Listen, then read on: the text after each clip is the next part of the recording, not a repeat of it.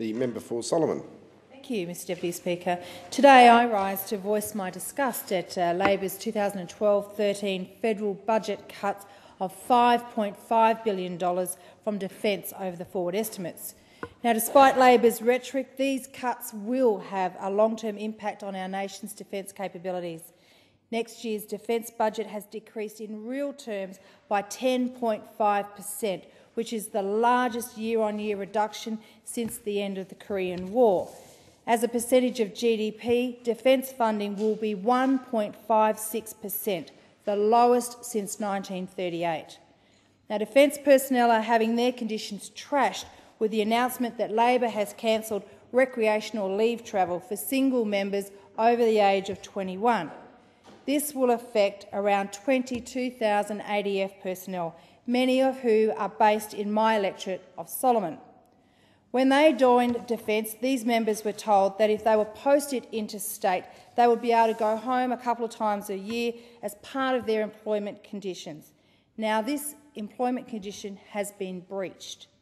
Mr Paul Potter, a constituent of mine whose son is now posted in Canberra, told my office that he was outraged that Australia's defence personnel were having their employment conditions slashed without any consultation whatsoever.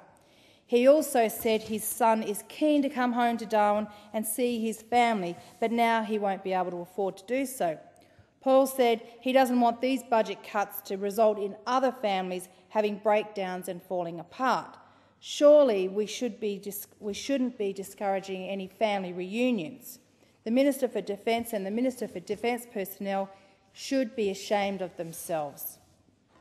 In terms of budget cuts, there is no doubt that my electorate will be impacted by the defence funding cuts. Based on public information and letters from the Chiefs of Defence in conjunction with industry analysis, we have determined where cuts and projects will be impacted in my electorate. At the RAF base Darwin, the first 12 JSF aircraft, Air 6000 Phase 2A and 2B, have been delayed by 2 years, and Phase 2C has been delayed by 1 year. At Robinson Barracks, 15 of the M1A1 Abrams tanks and 100 of the M11 3A S4s armoured personnel carriers are going to be mothballed. Also at Robinson Barracks, the Tiger helicopters are having their flying hours reduced. To add to this, the Robinson Barracks redevelopment has been delayed by 3 years, and the Larrakia base redevelopment and all force redeployment has been delayed by 2 years. This Labor government doesn't understand the detrimental impacts of its decisions on electorates like mine. Only the Coalition offers hope, reward and opportunity. We are committed to rebuilding defence, and we won't treat our servicemen and women